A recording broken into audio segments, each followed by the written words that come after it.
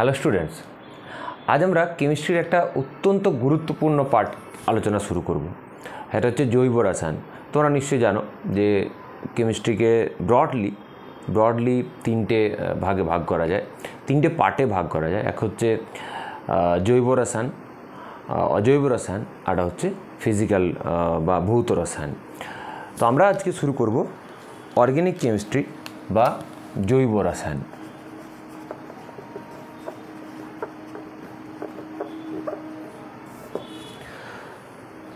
খুবই ইন্টারেস্টিং একটা পার্ট এবং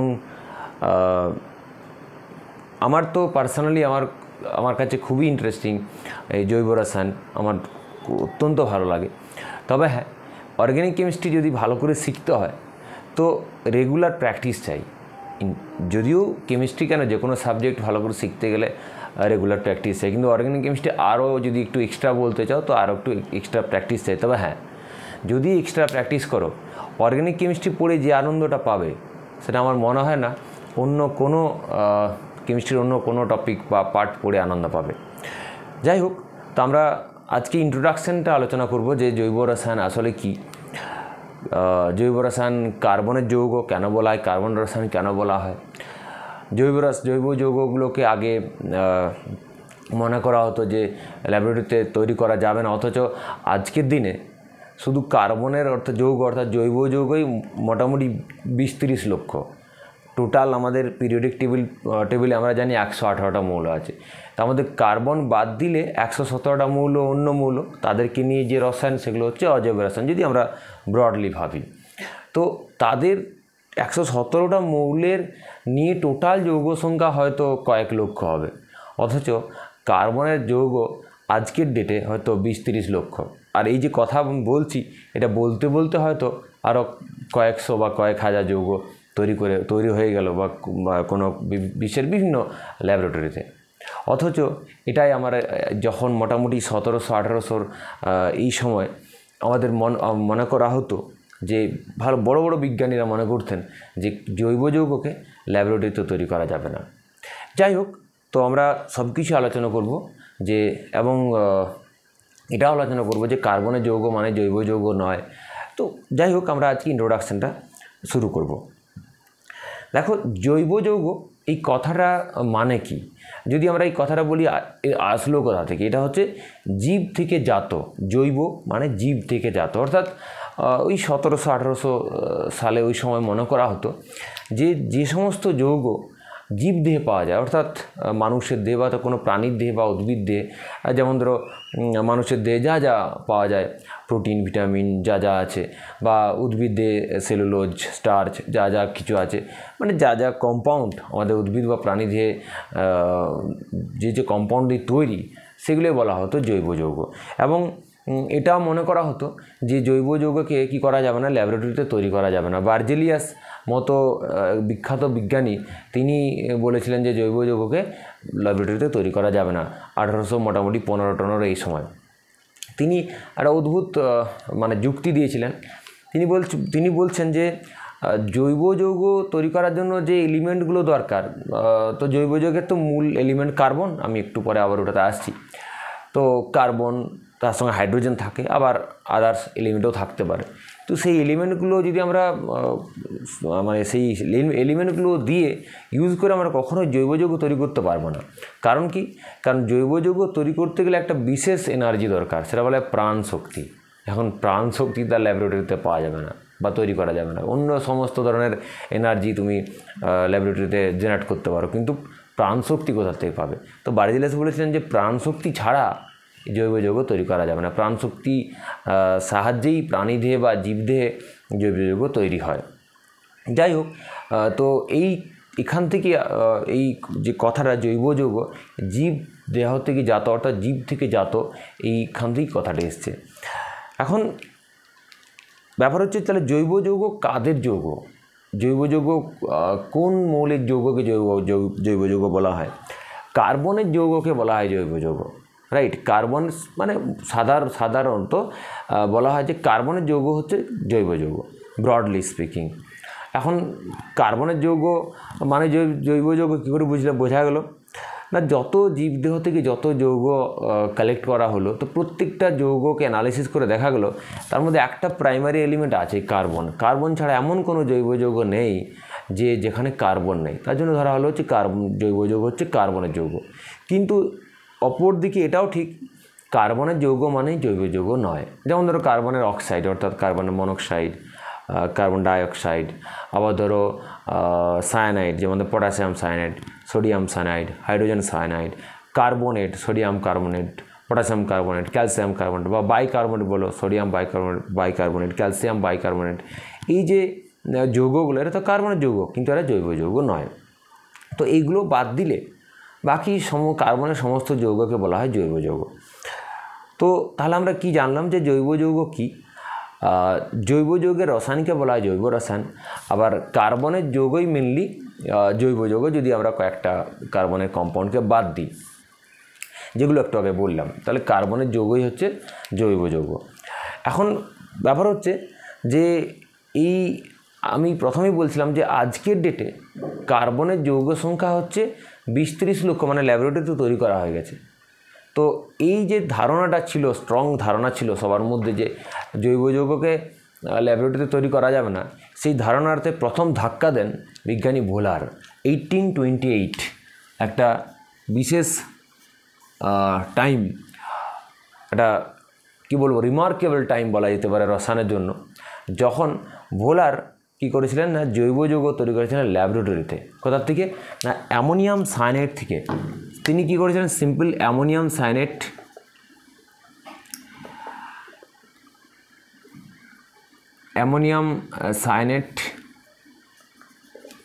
অ্যামোনিয়াম সায়ানাইডকে তিনি কী করেছিলেন না হিট করেছিলেন। অ্যামোনিয়াম সায়ানাইডকে হিট করে তিনি কী পেয়েছিলেন? একটা জৈব যৌগ পেয়েছিলেন ইউরিয়া। ইউরিয়ার সংকেত হচ্ছে CONH2 তো এই অ্যামোনিয়াম সায়ানাইড হচ্ছে একটা ইনঅর্গানিক কম্পাউন্ড, মানে অজৈব যৌগ। আর ইউরিয়া হচ্ছে অর্গ্যানিক কম্পাউন্ড, মানে আমাদের এটা প্রাণী দিয়ে তৈরি হয়, তাহলে এটাকে অর্গ্যানিক কম্পাউন্ড বলা যাবে। তো ফার্স্ট প্রিপেয়ার্ড হলো অর্গ্যানিক কম্পাউন্ড, যেটা ল্যাবরেটরিতে ইউরিয়া। তো তখন ওই যে প্রাণশক্তির কনসেপ্ট, সেটা কী হলো? সেটা মোটামুটি আর কোনো ভ্যালিডিটি থাকলো না, ওর আর কোনো ভ্যালিডিটি থাকলো না। তো এবার সারা বিশ্বে সমস্ত বিজ্ঞানী তাদের মধ্যে একটা ধারণা চলে এলো যে জৈব যৌগকে ল্যাবরেটরিতে তৈরি করা যায়, এবং সবাই এটা আরও খুব জোরালোভাবে অ্যাক্টিভলি সবাই এতে লেগে পড়লেন।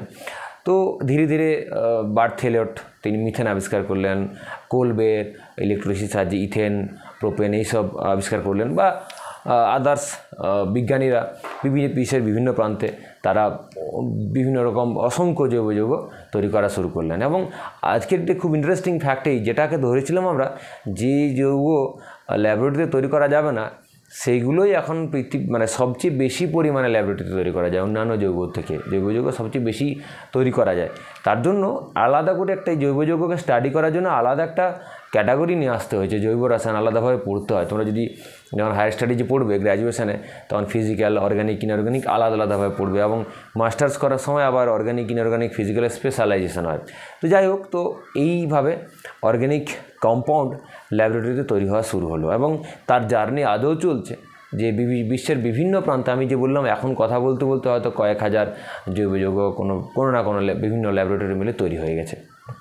যাই হোক, তো এবার আমরা জানবো যে কার্বনের যে এত যৌগ, অর্থাৎ জৈব যৌগ বললাম 20-30 লক্ষ, এর মধ্যে এর তো প্রাইমারি এলিমেন্ট কার্বন। তো কার্বনের মধ্যে এমন কি ম্যাজিক্যাল প্রপার্টিজ আছে যে কার্বন এত সংখ্যক যৌগ তৈরি করতে পারছে, আর বাকি 117টার মৌল মিলিয়ে এই কার্বনের সমান যৌগ তৈরি করতে পারছে না?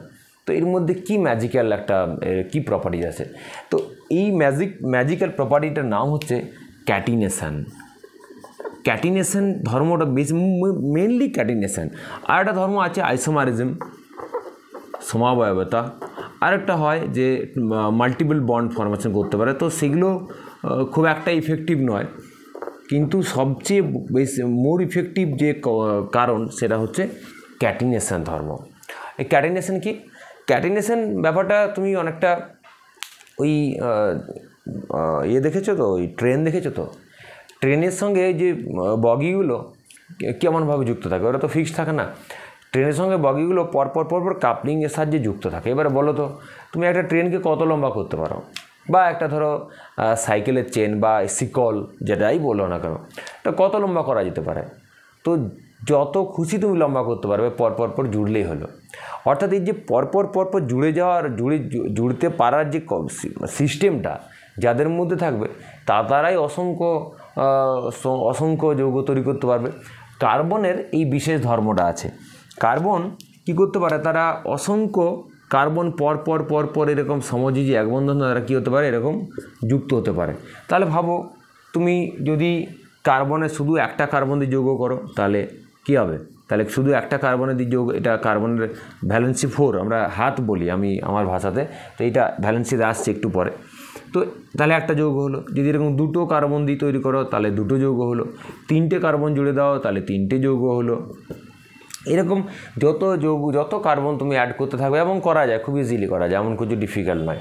এই কার্বনের ধর্মটা আছে, অন্যান্য মৌলের ধর্ম নেই। নাইট্রোজেনের আছে হার্ডলি 3টে যুক্ত হতে পারে, ফসফরাস কয়েকটা যুক্ত হতে পারে পরপর। বাকি মৌলগুলো তো আর তাদের পরপর যুক্ত হওয়ার তাদের কোনো ক্ষমতাই বিশেষ নেই, কিন্তু কার্বনের এই বিশেষ প্রপার্টিটা আছে। ইনফ্যাক্ট এটা কি হতে পারে, সাইড চেনও তৈরি করতে পারে। ধরো এরকম সাইড চেনও তৈরি করতে পারে।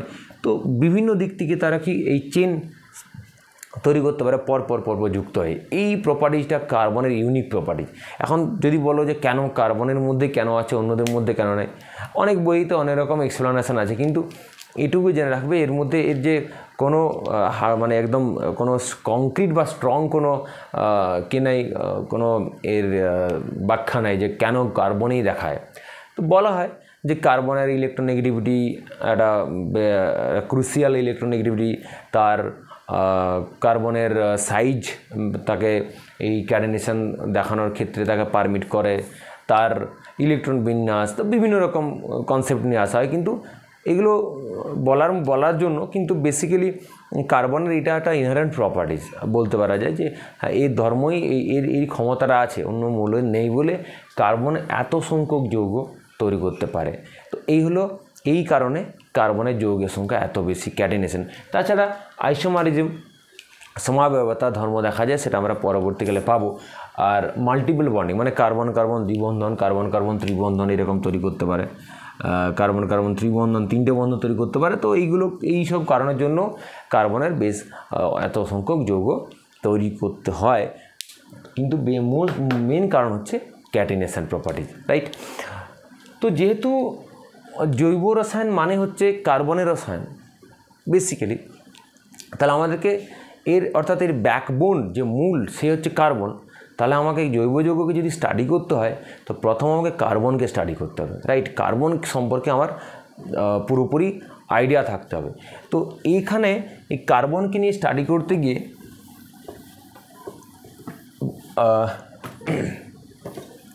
ফার্স্ট বিজ্ঞানী কেকুলে তিনি আইডিয়া করেছিলেন যে কার্বনের যোজ্যতা হচ্ছে 4, কার্বনের ভ্যালেন্সি 4। এখন যোজ্যতা তার যে কনসেপ্ট সেটা আবার দুরকম হয়, তড়িৎ যোজ্যতা হয় আর সমযোজ্যতা হয়। আমি এক্ষুনি আসছি। তো কার্বনের চতুর্যোজ্যতার কনসেপ্ট নিয়ে আসলেন পরবর্তীকালে ভ্যান টফ অ্যান্ড লাবেল। তারা ওই যে কার্বনের 4টা ভ্যালেন্সি, যেটা আমি 4টা হাত বলি, আমার ভাষাতে 4টা হাত বলি, এবং এটাও আমি বলি যে সবার মনে রাখার জন্য যে যেমন কার্বন হচ্ছে কালো, হ্যাঁ, আর মা কালীও কালো। তো মা কালীর কটা হাত? 4টে হাত। কার্বনেরও 4টে হাত সবসময়। যদি কোনো যৌগে কার্বনের হাত 4টের চেয়ে কম, মানে ভ্যালেন্সি যোজ্যতা যদি 4টের থেকে কম হয়ে যায়, তাহলে যেমন কালির যদি 4টের জায়গায় 3টে হাত করে দাও, বা মূর্তি করার সময় 4টের জায়গায় 5টা করে দাও, কালি খেপে গেলে কী হবে জানো, বুঝতে পারছো যে কালি তো মোটামুটি তছনছ করে দেবে। সেই রকম কার্বনের যৌগ তুমি যখন ড্র করবে, সবসময় মাথা রাখবে যেন তার হাত সংখ্যা অর্থাৎ যোজ্যতা কী হয়, সবসময় 4 হয়। অর্থাৎ এইটা মনে রাখবে, আমি যোজ্যতা কনসেপ্টটা বলছি এখনই। এই কার্বনের চারদিকে যেন 4টা তার সবসময় হাত থাকে, অর্থাৎ 4টে ভ্যালেন্সি থাকে। এইটা যদি না হয়, তাহলে বুঝে যাবে তোমার জৈব যৌগ যেটা তুমি লিখেছো সেটা ভুলে গেছে। হ্যাঁ, কার্বনের যোজ্যতা 2 হয়, একটা কার্বিনে হয়। ওই কার্বিন একমাত্র একটা এক্সাম্পল যেখানে কার্বনের যোজ্যতা 2 হয়। তো আদারওয়াইজ সমস্ত ক্ষেত্রে আমাদের কার্বনের যোজ্যতা 4 ধরতে হবে। ওই কালির যেমন 4 হাত, কার্বনও কালো, মা কালিও কালো, কালির 4 হাত, কার্বনেরও 4 হাত, এটা মনে রাখবে, এটা যেন কোনো দিন না ভুল হয়। যাই হোক, এখন ভ্যান টপ এবং লাবেল বলছেন যে কার্বনের যে 4টা যোজ্যতা অর্থাৎ 4টে হাত, তো কীভাবে অ্যারেঞ্জ থাকবে, মানে কীভাবে স্পেসে কীভাবে অ্যারেঞ্জ থাকবে। তারা বলছেন যে তারা কার্বনের 4টে যোজ্যতা একটা সমচতুস্থলকের 4টে পয়েন্টে চারদিকে কী হবে, চতুস্থলকের একটা সমচতুস্থলক তৈরি করবে যেখানে কার্বন সেন্ট্রালে থাকবে, আর 4টে যোজ্যতা চারদিকে কী থাকবে, বিন্যস্ত থাকবে, তাদের মধ্যে বর্ন অ্যাঙ্গেলটা হবে 109 ডিগ্রি 28 মিনিট, যেটা চতুস্থলকের কনসেপ্ট। অর্থাৎ এখানে এরকম যে এই একটা যোজ্যতা, এই 4টে যোজ্যতা, এই বর্ন অ্যাঙ্গেলগুলো হচ্ছে 109 ডিগ্রি 28 মিনিট। এতে ভ্যান টপ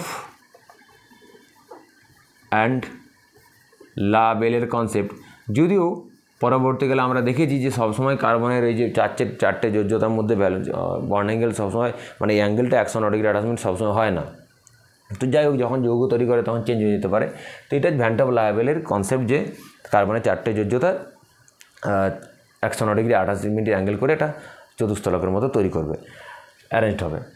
এখন এবার আমরা জানবো যে যোজ্যতার কনসেপ্ট, এর ইলেকট্রনিক কনসেপ্ট, কার্বনের যে যোজ্যতা 4 বলা হচ্ছে এর ইলেকট্রনিক কনসেপ্ট কী।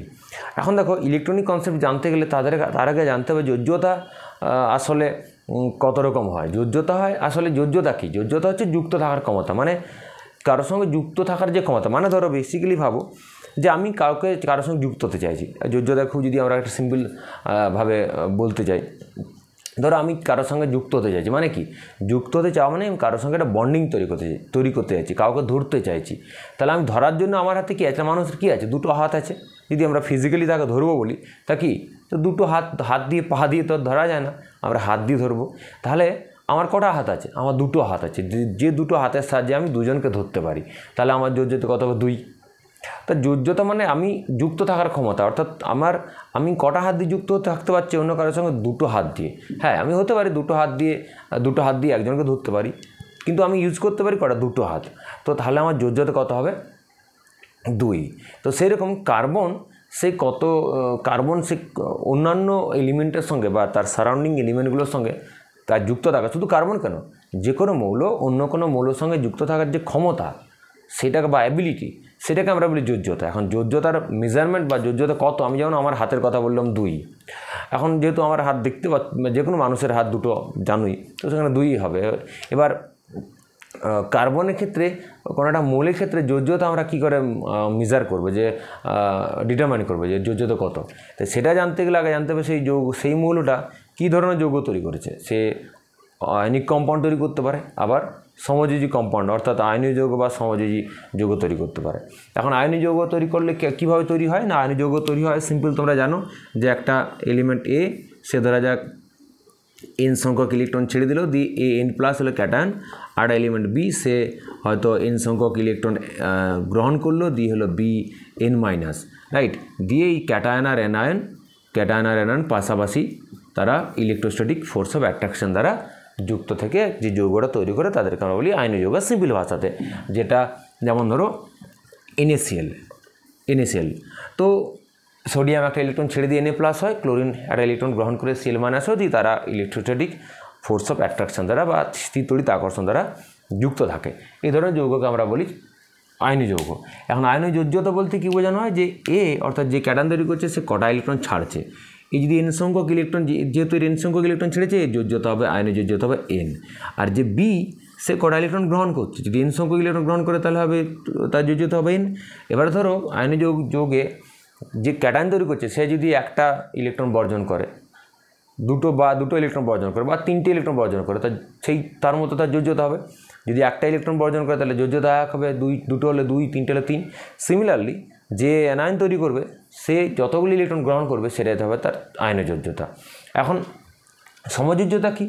সমযোজ্যতা হচ্ছে যে সমযোজী বন্ধন তৈরি করার সময় একটা মৌল সে তার চারপাশে যতগুলো কী করবে, সমযোজী যতগুলো কী করবে, তোমার বন্ধন তৈরি করবে, যতগুলো এক বন্ধন তৈরি করবে, যতগুলো এক বন্ধন তৈরি করবে সেটা বলা হয় তার সমযোজিতা। সেটা কীভাবে মেজার করা হয়? সেটা করা হয়, ধরা যাক একটা মৌল এ আর একটা মৌল বি, এরা কী হবে, আয়নীয় যৌগ তৈরি করতে পারবে না। এরা করলাম এরা সমযোজী যৌগ তৈরি হয়। কীভাবে সমযোজী যৌগ তৈরি করবে? সমযোজী যৌগ তৈরি করার যে কনসেপ্ট, সেটা ওই আমি কোনো একটা ভিডিওতে বলেছিলাম আমার এই পিরিয়ডিক প্রপার্টি বলতে, ইলেকট্রোনেগেটিভিটি বলতে গিয়ে হয়তো। সমযোজী যৌগ তৈরি করার যে কনসেপ্ট, একটা সিম্পল বিজনেসের কনসেপ্ট ভাবো, যে ধরা যাক শেয়ার বিজনেস মানে অংশীদারি বিজনেসে, ধরো তুমি কোনো একটা বিজনেস খুলতে চাইছো, সেটার হয়তো ক্যাপিটাল লাগবে ধরা যাক 100 টাকা লাগবে, রাইট? এখন তোমার কাছে 100 টাকা নেই, অথচ তুমি চাইছো ওই বিজনেসটা করতে, তুমি জানো যে ওই বিজনেসটা যদি আবার চালু করতে পারি ওটা থেকে ফিউচারে অনেক বেশি প্রফিট পাওয়া যেতে পারে, অনেক গ্রো করবে, কিন্তু তোমার কাছে ইনিশিয়াল ক্যাপিটাল 100 টাকা নেই। এবার তুমি কি করবে? ব্যাংকে গেলে ব্যাংক তোমার মুখটুক দেখে বা তোমার ব্যাকগ্রাউন্ড দেখে বললো না তোমাকে লোন টোন দেওয়া যাবে না। তখন তুমি কী করলে? তুমি তো মনে মনে ভেবেছো আমাকে বিজনেসটা করতে হবে, তুমি অন্য একজনের কাছে গেলে যার কাছে 50 টাকা আছে, তো তুমি তাকে কি বলবে যে আমি 50 টাকা দিচ্ছি, তুই 50 টাকা দিয়ে আমাদেরকে 100 টাকা হলো, ক্যাপিটাল হয়ে গেল, আমরা বিজনেস শুরু করব। অর্থাৎ এখানে যে ক্যাপিটালটা তৈরি হলো 100 রুপিস, সেটা দুজনের, সেটার উপর অধিকার এখন দুজনের সমান সমান, রাইট? তো এখন এই যে দুজনের অংশীদারিত্ব সমান সমান কন্ট্রিবিউট করে যে একটা ফান্ড তৈরি করলে এবং তারপরে বিজনেসটা শুরু হলো, এই ফান্ডের থ্রু দিয়ে বা ওই বিজনেসটার থ্রু দিয়ে তোমাদের দুজনের মধ্যে একটা বন্ডিং বা আকর্ষণ বল তৈরি হবে, যেটা আমরা বলি কোভ্যালেন্ট বন্ডিং বা সমযোজী বন্ধন। তো এখানে আমরা ওই ফান্ডিংয়ে যে কথা বললাম সেটা হচ্ছে ইলেকট্রন বলবো। এখন দেখো, এ ধরা যাক একটা ইলেকট্রন কন্ট্রিবিউট করলো, বি একটা ইলেকট্রন কন্ট্রিবিউট করলো। এখন তোমরা জানো কেন আয়নীয় যৌগ, কেন সমযোজী যৌগ তৈরি হয়, কেন সব কিছু নিশ্চয়ই জানো, যদিও কেমিক্যাল বন্ডিং আমার এখানে এখনো পড়ানো হয়নি। আমি এখন অর্গানিক কেমিস্ট্রিটা একটু শুরু করি, কিছুটা আলোচনা করার পর হয়তো আবার কেমিক্যাল বন্ডিং শুরু করব। অলরেডি আমার অ্যাটমিক স্ট্রাকচার আর পিরিয়ডিক টেবিল দুটো চ্যাপ্টার আলোচনা করা আছে, ওটা তোমরা একটু দেখে নেবে। তো কি হয় সাধারণত এই যে মৌলগুলো কেন যৌগ তৈরি করে, তার কারণ হচ্ছে তারা স্থায়িত্ব চায় বা স্টেবিলিটি চায়, মানে এক কথায় বলতে গেলে তারা নিকটতম নিষ্ক্রিয় গ্যাসের ইলেকট্রন কাঠামো চায়। তো তার জন্য তারা হয় ইলেকট্রন গ্রহণ বর্জন করবে বা ইলেকট্রন জোড় গঠন করবে, অর্থাৎ ইলেকট্রন শেয়ার করলে ইলেকট্রন জোড় গঠন করবে।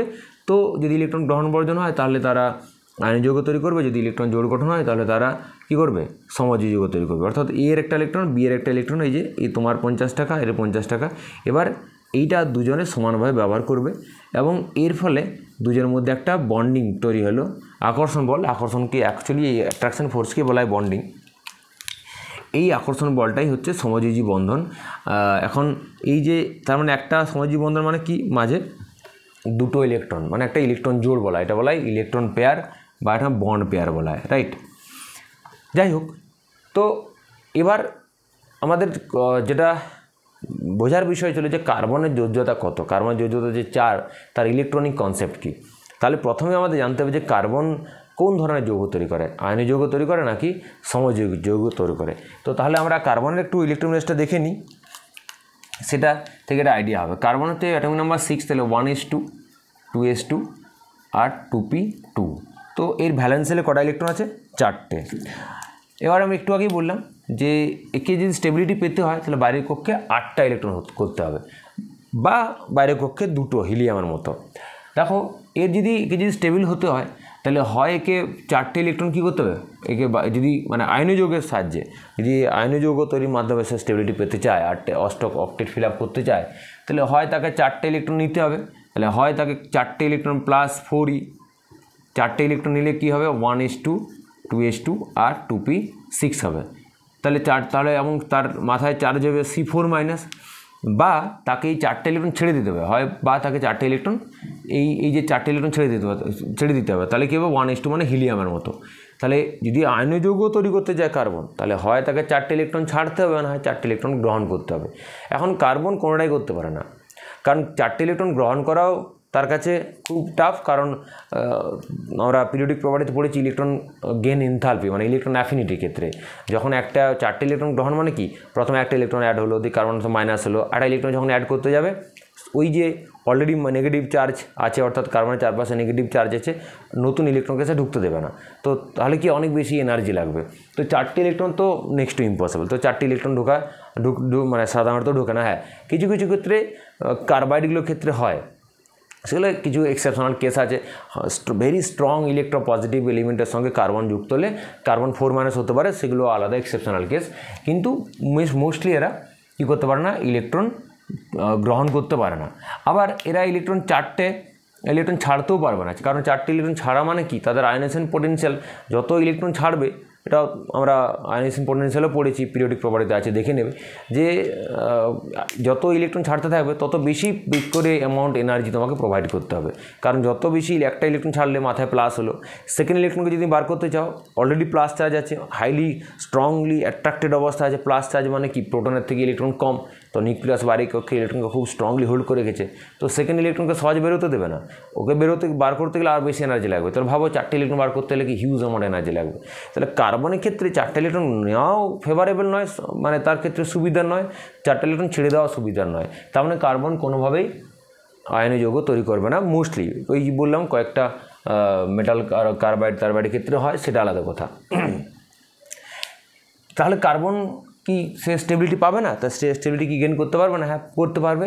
অ্যানাদার একটা ওয়ে আছে, সেটা হচ্ছে কোভ্যালেন্ট বন্ডিং। তাহলে কার্বন কী করবে, সে চারপাশে তার ভ্যালেন্স ইলেকট্রনকে কাজে লাগিয়ে সে চারপাশে কী করবে না, অন্যান্য মানে আদার্স এলিমেন্টের সঙ্গে ইলেকট্রন জোড় গঠন করবে, দিয়ে সে বাইরের পক্ষে আটটা করবে। মানে এই যে ইলেকট্রন জোড় গঠনের যে কনসেপ্ট আমি দেখালাম, তাহলে দেখো কীভাবে হয়। আমি একটা এক্সাম্পল দেখাচ্ছি কার্বনের ভ্যালেন্সির ক্ষেত্রে। এখানে লুইসের মতামত, যে লুইসের কনসেপ্ট, লুইস বলছেন যে কার্বনের সমযোজ্যতা কী করে 4 হচ্ছে, লুইসের কনসেপ্ট অনুযায়ী আমরা এখানে দেখাবো।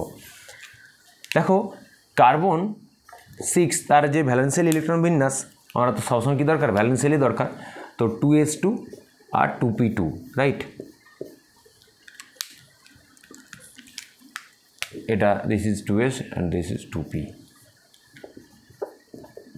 এখন দেখো যদি সমযোজী বন্ধন হতে হয়, রাইট, সমযোজী বন্ধন হতে হয়, তাহলে কী হবে, এ একটা ইলেকট্রন শেয়ার করবে, আর আরেকটা এলিমেন্ট ধরো বাইরে থেকে, ধরো হাইড্রোজেন, লেটস সে হাইড্রোজেন ধরা যাক, কার্বন একটা আর হাইড্রোজেন একটা কার্বন একটা হাইড্রোজেনের কথা ভাবো, যে একটা সমযোজী বন্ধনের ক্ষেত্রে।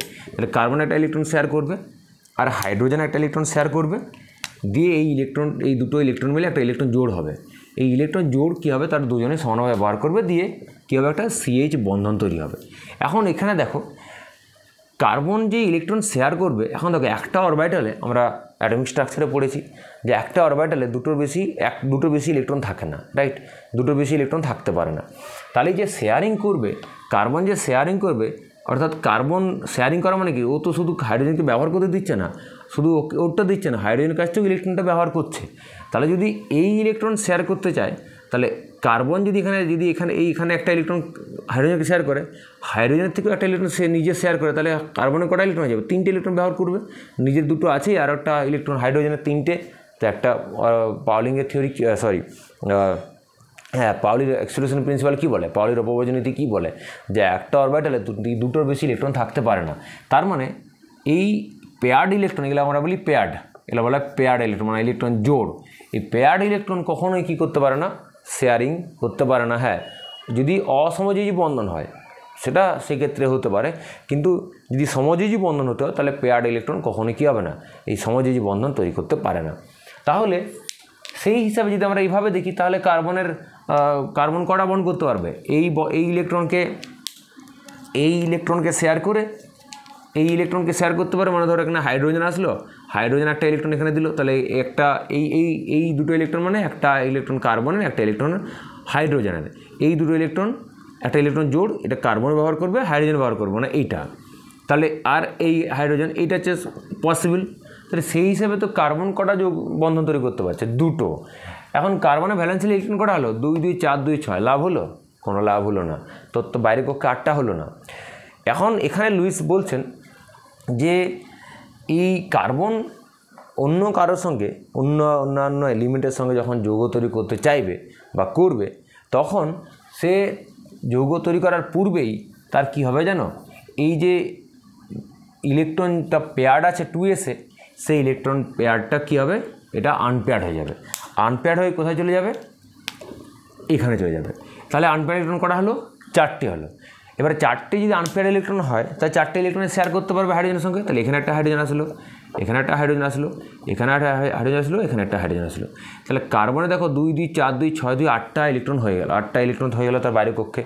অর্থাৎ কার্বনের যদি বাইরের কক্ষে 8টা ইলেকট্রন করতে হয়, মানে নিজের 4টে আছে আর 4 জনের কাছ থেকে 4টে নিতে হবে, যদি করতে হয় তাহলে তাকে এই 2s-কে কী করতে হবে, তাকে পেয়ার ইলেকট্রনটা তাকে আনপেয়ার হয়ে 2p-তে প্রমোট করতে হবে এখন, এবং তার ফলে সে স্টেবিলাইজেশন পাবে। এখন একটা কোশ্চেন হয় যে 2s ইলেকট্রন খামোকা কেন এখান থেকে এখানে যাবে? তার একটা খুব সিম্পল লজিক আছে, যে সব হচ্ছে প্রফিট লসের স্টোরি। যে ধরা যাক তুমি একটা বিজনেস করলে 100 টাকা দিয়ে, তো তুমি তার জন্য তুমি একটা বিজনেস করছো, তো কিছু তোমাকে ইনভেস্ট করতে হবে। ধরো তুমি 100 টাকা ইনভেস্ট করলে, এবার সেখান থেকে তোমার যদি 120 টাকা বা 150 টাকা তোমার বিক্রি হয়, তাহলে 50 টাকার প্রফিট তোমার বিজনেস চলবে। এবার তুমি ধরো 100 টাকা তুমি ইনভেস্ট করলে আর তোমার সব বিক্রি করে তোমার 80 টাকা হলো, তো বিজনেস তো ওখানে ঠন গোপ পালো, মানে বন্ধ। তো এখানেও তাই।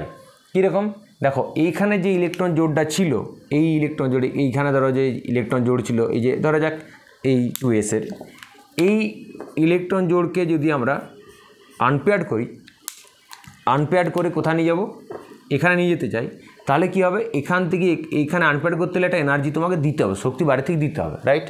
শক্তি দিতে হবে, দিয়ে তাকে এখানে নিয়ে আসতে হবে। এবার কী হবে, তাহলে তোমাকে কিছু এটা হচ্ছে শক্তির ইনভেস্টমেন্ট, রাইট? এবার কী হবে, বন্ড ফর্মেশন হবে। কটা বন্ড ফর্মেশন হবে? 4টে। আমরা জানি যে কোনো বন্ড ফর্মেশন হলে, বন্ড ভাঙলে, কোনো একটা বন্ধন ভাঙতে হলে শক্তি দিতে হয়, তাহলে বন্ধন তৈরি হলে কী হবে, শক্তি রিলিজ হবে।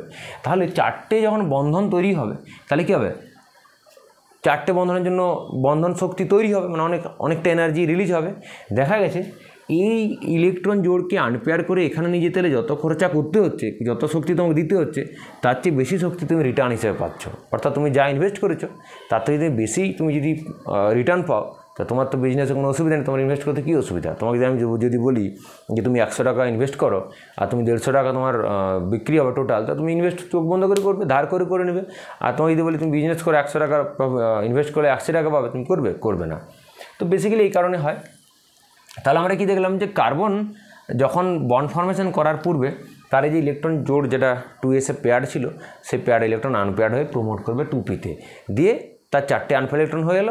এবার সে কটা বন্ধন তৈরি করলো, দেখতে পাচ্ছ 4টে বন্ধন তৈরি করলো, 4টে সমযোজী বন্ধন তৈরি করলো। তাহলে 4 দিকে 4টে হাইড্রোজেন হয়ে গেল। অর্থাৎ আমরা কি দেখলাম, কার্বন তার চারপাশে 4টে সমযোজী বন্ধন তৈরি করলো, এই জন্য এর সমযোজ্যতা হবে 4। তাহলে সমযোজ্যতার যে কনসেপ্ট, সেখানে কী বলা হচ্ছে, কোনো একটা এলিমেন্ট, শুধু কার্বন না, যে কোনো এলিমেন্ট, সে যতগুলো সমযোজী বন্ধন তৈরি করবে, অর্থাৎ সে তার চারপাশে যতগুলো ইলেকট্রন জোড় তৈরি করবে, নিজের ইলেকট্রন প্লাস যার সঙ্গে যুক্ত আছে তাকে নিয়ে, সেইটাই হবে তার সমযোজ্যতা। তাহলে কার্বনের সমযোজ্যতা এইভাবে এখান থেকে বোঝা গেল 4। তো আমরা আজকে জাস্ট এই কার্বন নিয়ে শিখলাম, যে মোটামুটি ইন্ট্রোডাকশনটা জানলাম, যে জৈব যৌগ কী, কেন এত যৌগ তৈরি করা যায়, কারণ কার্বনের যৌগকে জৈব যৌগ বলা হয়, অ্যান্ড সো অন। তার সঙ্গে অ্যালং উইথ কার্বনকে নিয়ে পুরো আমরা আলোচনাটা সেরে রাখলাম, যে কার্বনের যোজ্যতা সবসময় 4 হবে। যখনই কার্বনের কোনো যৌগ লিখবে, আমি আবার রিপিট করছি, যে সবসময় যেন তার ভ্যালেন্সি, অর্থাৎ গেলে আমি হাত বলি, যে একটা যেগুলো যোজ্যতা বলা হয়, সেগুলো হাত বলা হয়। তো এই সবসময় তার হাত যেন 4 হয়, ওই মা কালী স্টোরিটা মনে রাখবে। যাই হোক, তো নেক্সট ক্লাসে আমরা জানবো যে সেখানে হাইব্রিডেশনে কার্বন কত রকম সংকরায়ন দেখায়, হাইব্রিডেশন দেখায়, সেক্ষেত্রে কী ধরনের যৌগ তৈরি হয়, সেই যৌগ ক্লাসিফিকেশানে কী, অনেক কিছু। তো আমরা পর আলোচনা করব, এবং যত আগাবো তত ব্যাপারটা আরও বেশি ইন্টারেস্টিং হতে থাকবে। তো তার জন্য তোমাদেরকে ডেডিকেটেডলি কী করতে হবে, প্রথম ক্লাস থেকে প্রত্যেকটা ক্লাস 1 2 3 করে আমার ক্লাস নাম্বার করে দেওয়া থাকবে, 1 2 3 4, প্রত্যেকটা ক্লাস কিন্তু ভালোভাবে করতে হবে, খুব মনোযোগ দিয়ে করতে হবে। ওকে, তো ভিডিও দেখতে থাকো, দেখা হচ্ছে নেক্সট ক্লাসে।